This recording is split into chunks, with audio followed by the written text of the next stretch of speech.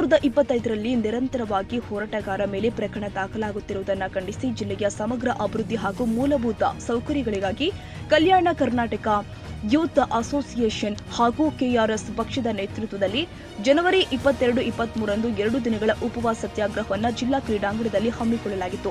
ಈ ಸಂದರ್ಭದಲ್ಲಿ ಸ್ಥಳಕ್ಕೆ ಆಗಮಿಸಿದ ಎಡಿಸಿ ಅವರು 2 ದಿನದಲ್ಲಿ ಸಭೆ ಕರೆಯಲಾಗುತ್ತೆ, ಆಯೋಗ ರಚಿಸಲಾಗುತ್ತೆ ಹಾಗೂ ತಪ್ಪಿತಸ್ಥರ ವಿರುದ್ಧ ಕಾನೂನು ಕ್ರಮ ಕೈಗೊಳ್ಳಲಾಗುತ್ತೆ ಅಂತ ಭರವಸೆ ಕೊಟ್ಟಿದ್ದಾರೆ. ಈ ಭರವಸೆಯ ಹಿನ್ನೆಲೆ ಉಪವಾಸ ಸತ್ಯಾಗ್ರಹವನ್ನು ತಾತ್ಕಾಲಿಕವಾಗಿ ಮೊಟಕುಗೊಳಿಸಲಾಗಿತ್ತು. ಆದರೆ ಸುಮಾರು 10 ದಿನಗಳಾದರೂ ಕೂಡ ಡಿಸಿ ಎಡಿಸಿ ಅವರಿಂದ ಯಾವುದೇ ಸಭೆ ಅಥವಾ ಆಯೋಗ ರಚನೆಯಾಗದೆ ಭರವಸೆ ಕೇವಲ ಮಾತಿಗೆ ಉಳಿದಿದೆ ಅಂತ ಹೋರಾಟಗಾರರು ಆರೋಪಿಸಿದ್ದಾರೆ. ಈ ಹಿನ್ನೆಲೆ ಜನವರಿ 5ರಂದು ಸುಭಾಷ್ ವೃತ್ತದಿಂದ ಜಿಲ್ಲಾಧಿಕಾರಿ ಕಚೇರಿ ತನಕ ಪಾದಯಾತ್ರೆ ಮೂಲಕ ಪ್ರತಿಭಟನೆ ಮಾಡಲು ಮುಂದಾದ ಹೋರಾಟಗಾರರನ್ನ ಪೊಲೀಸರು ತಡೆದು ಮನವಿ ಅಲ್ಲಿಂದಲೇ ನೀಡುವಂತೆ ಸೂಚಿಸಿ ಗೇಟ್ ಮುಚ್ಚಿದ್ದಾರೆ. ಇತರ ಸಂಘಟನೆಗಳಿಗೆ ಅವಕಾಶ ಕೊಟ್ಟು ಕೂಡ ನಮಗೆ ಮಾತ್ರ ನಿರಾಕರಿಸಿದ್ದು ಯಾಕೆ ಎಂದು ಪ್ರಶ್ನೆ ಮಾಡಿದಾಗ ಜಿಲ್ಲಾಧಿಕಾರಿಗಳ ಮೌಖಿಕ ಆದೇಶವಿದೆ ಅಂತ ಹೇಳಲಾಗಿದ್ದು ಲಿಖಿತ ಆದೇಶ ತೋರಿಸಲು ಪೊಲೀಸರು ವಿಫಲರಾಗಿದ್ದಾರೆ ಎನ್ನಲಾಗಿದೆ. ನಂತರ ಜಿಲ್ಲಾಧಿಕಾರಿಗಳ ದ್ವಾರ ಬಳಿ ಶಾಂತಿಯುತವಾಗಿ ಕುಳಿತ ಹೋರಾಟಗಾರರೊಂದಿಗೆ ಜಿಲ್ಲಾಧಿಕಾರಿಗಳು ಏಕವಚನದಲ್ಲಿ ಮಾತನಾಡಿ ಬೆದರಿಕೆ ಹಾಕಿದ್ದಾರೆ ಎಂದು ಆರೋಪಿಸಲಾಗಿದೆ.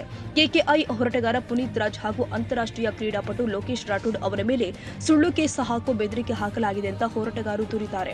ಅಲ್ಲದೆ ವಿಡಿಯೋ ಚಿತ್ರೀಕರಣ ಮಾಡ್ತಾ ಇದ್ದ ಕೆಆರ್ಎಸ್ ಪಕ್ಷದ ಜಿಲ್ಲಾ ಪ್ರಧಾನ ಕಾರ್ಯದರ್ಶಿ ಎಸ್ ನಿಜಲಿಂಗಪ್ಪ ಪೂಜಾರಿ ಅವರ ಮೊಬೈಲ್ ಕಸಿದುಕೊಂಡು ಬಲವಂತವಾಗಿ ವಿಡಿಯೋ ಡಿಲೀಟ್ ಮಾಡಿಸಲಾಗಿದೆ ಎಂಬ ಗಂಭೀರ ಆರೋಪವೂ ಕೂಡ ಕೇಳಿಬಂದಿದೆ. ಜಿಲ್ಲೆಗೆ ಕೀರ್ತಿ ತಂದ ಕ್ರೀಡಾಪಟುಗಳ ಮೇಲೆ ಕೇಸ್ ಹಾಕುವ ಜಿಲ್ಲಾಧಿಕಾರಿಗಳ ನಡೆ ಖಂಡನೀಯವಾಗಿದ್ದು ಇದು ಸಂವಿಧಾನಬದ್ಧ ಹೋರಾಟದ ಹಕ್ಕಿಗೆ ಧಕ್ಕೆ ತರುತ್ತೆ ಎಂದು ಹೋರಾಟಗಾರರು ಆಕ್ರೋಶ ವ್ಯಕ್ತಪಡಿಸಿದ್ದಾರೆ.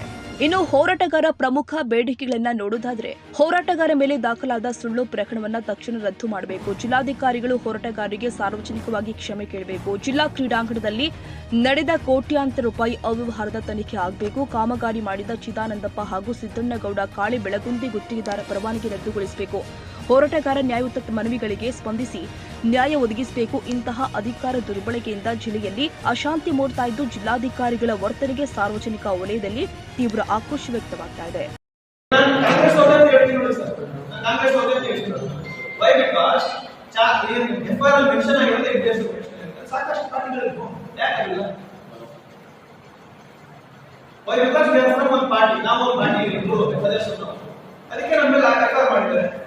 ಅಲ್ಲೂ ಬೇರೆ ಪಾರ್ಟಿದವರು ಇದ್ರು, ಅವರು ಎಷ್ಟು ಚೆನ್ನಾಗಿ ಪೊಲೀಸರಿಗೆ ತುಂಬಾ ಚೆನ್ನಾಗಿ ನಡ್ಕೊಂಡು ಮಾತಾಡ್ತಾ ಇದ್ರು. ಅವ್ರ ಮೇಲೆ ಬಿಟ್ಟು ನಮ್ಮ ಮೇಲೆ ಎಫ್ಐಆರ್ ಮಾಡಿದ್ರು. ಯಾಕಂದ್ರೆ ಅವ್ರ ಪಾರ್ಟಿದವರು ಅವ್ರನ್ನ ಬಿಟ್ಬಿಡ್ತಾರೆ. ಹಂಗಾಗುತ್ತೆ ಸರ್. ನಾವು ಏನಾದ್ರು ಅಭಿವೃದ್ಧಿ ಮಾಡ್ಕೊಂಡು ಎಷ್ಟು ದಿನ ಸರ್ ಇನ್ನೊಂದು ನಮ್ಮ ಹೇಳಿಕೆ ಏನಂತ ಕೆಆರ್ಎಸ್ ಪಕ್ಷದ ತತ್ವಸಿದ್ಧಾಂತ ಒಂದು ಒಳ್ಳೆ ಉದ್ದೇಶ, ಅವ್ರು ಮಾಡ್ತಕ್ಕಂಥ ಉದ್ದೇಶ ಬಹಳ ಅದ್ಭುತವಾದದ್ದು. ಸಮಗ್ರ ಜಿಲ್ಲಾ ಕ್ರೀಡಾಂಗಣ ಮತ್ತು ಸಮಗ್ರ ಒಂದು ಮೂಲಭೂತ ಸೌಕರ್ಯವುಳ್ಳಂತ ಶ್ರೇಷ್ಠವಾದಂತ ಕ್ರೀಡಾಂಗಣ ಆಗಬೇಕಂತ ಹೇಳಿ ನಮ್ಮ ಅಂತಾರಾಷ್ಟ್ರೀಯ ಮೆಡಲಿಸ್ಟ್ ಚಾಂಪಿಯನ್ಶಿಪ್ ಆದಂತ ಲೋಕೇಶ್ ರಾಠೋಡ್ ಅವರು ಬಹಳ ಪ್ರಯತ್ನ ಮಾಡ್ತಾರೆ.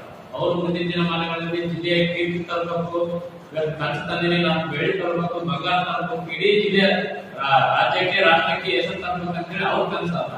ಅದೇ ರೀತಿಯಾಗಿ ಪುನೀತ್ ರಾಜ್ ಕಂಪಿಗೌಡ ಅವರು ನ್ಯಾಯಯುತವಾಗಿ ಹೋರಾಟ ಮಾಡಬೇಕಾದ್ರೆ ಅವರ ಒಂದು ಹೋರಾಟದ ಅಧ್ಯಕ್ಷರ ಅಂದ್ಮೇಲೆ ಇದು ಉದ್ದೇಶಪೂರ್ವಕವಾಗಿ ಒಂದು ದುರುದ್ದೇಶದಿಂದ ಇವರೆಲ್ಲ ನ್ಯಾಯ ಕೇಳಬೇಕಂದ್ರೆ ನ್ಯಾಯ ಕೇಳೋರಿಗೆ ಜಿಲ್ಲೆಯಲ್ಲಿ ಇದೇ ರೀತಿ ಬಹಳಷ್ಟು ಕಡೆ ಸುಳ್ಳು ಕೇಸುಗಳು ಹಾಕಿ ಬೆದರಿಕೆ ಹಾಕಿ ಇಷ್ಟೇನೋ ಒಂದು ದಾರಿ ಇರ್ತಾರೆ. ಆದ್ರೆ ಮುಂದೆ ನಮ್ಮ ಕೆಆರ್ಎಸ್ ಪಕ್ಷದ ತಂಡದ ವತಿಯಿಂದ ನಾವು ತೀರ್ಮಾನ ಮಾಡಿದ್ವಿ, ಜನವರಿ 26 ಗಣರಾಜ್ಯೋತ್ಸವ ದಿನದ ಒಳಗೆ ಒಂದು ನ್ಯಾಯಯುತವಾಗಿ ನ್ಯಾಯ ಒದಗಿಸಿಕೊಡಲಿಲ್ಲ ಅಂದ್ರೆ ಅವರು ಕೇಸ್ ಹಾಕ್ಯಾರ, ಆ ಕೇಸ್ ಖುಲಾಸೆಗೊಳಿಸಬೇಕು ಮತ್ತು ಕ್ಷಮೆ ಕೇಳಬೇಕು.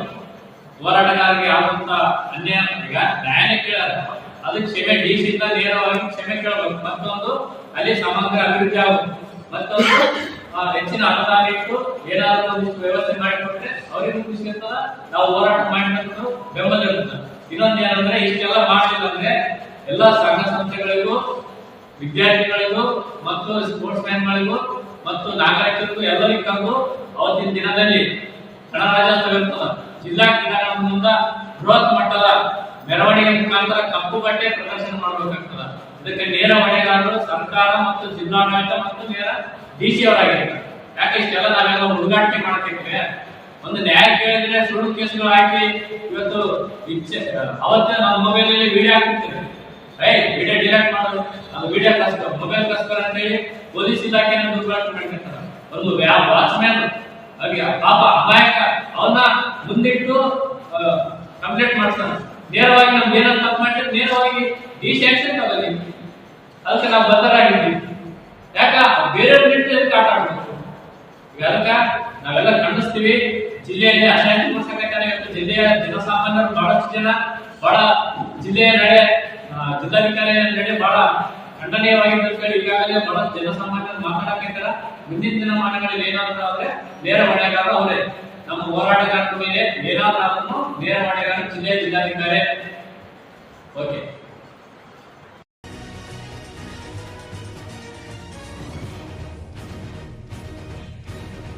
ಈ ವಿಡಿಯೋ ನಿಮಗೆ ಇಷ್ಟವಾದರೆ ಲೈಕ್ ಮಾಡಿ.